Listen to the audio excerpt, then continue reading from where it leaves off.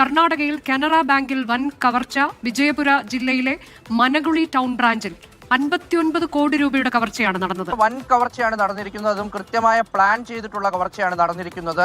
ആകെ 59 കിലോഗ്രാം സ്വർണമാണ് കവർന്നിരിക്കുന്നത്. അത് ഏതാണ്ട് 53 കോടി രൂപയോളം വില വരുന്ന സ്വർണമാണ്. മാത്രമല്ല 5,20,000 രൂപയും കവർന്നിട്ടുണ്ട്.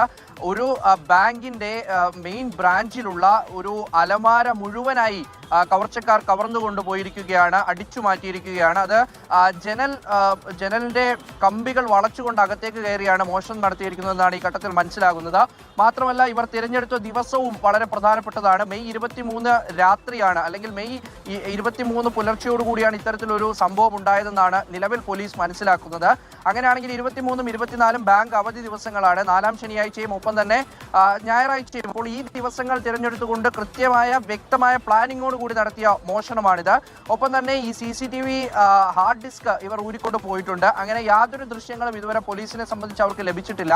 കൂടോത്രത്തിൻ്റെതായിട്ടുള്ള ഒരു ചില സാധനങ്ങളൊക്കെ അവിടെ നിന്ന് ലഭിക്കുകയും ചെയ്തിട്ടുണ്ട്. ചില ബൊമ്മയും അതുപോലുള്ള ചില വരച്ച ചില സാധനങ്ങളും ഒക്കെയായി അത്തരത്തിൽ ആദ്യ ദൃശ്യത്തിൽ ആദ്യ നോട്ടത്തിൽ ഇതൊരു കൂടോത്രത്തിന്റെ ലക്ഷണമാണ് ബാങ്കിൽ നടന്നിരിക്കുന്നതെന്ന് മനസ്സിലാക്കുന്ന രീതിയിലാണ് സംഭവങ്ങൾ ഉണ്ടായത്. പിന്നീട് രാവിലെ തൊട്ടേ ഇവർ ഇതിന്റെ പിറകിലായിരുന്നു. ഉച്ചയോട് കൂടിയിട്ടാണ് മോഷണം നടന്നു എന്ന് ബാങ്ക് അധികൃതർ മനസ്സിലാക്കുന്നത്.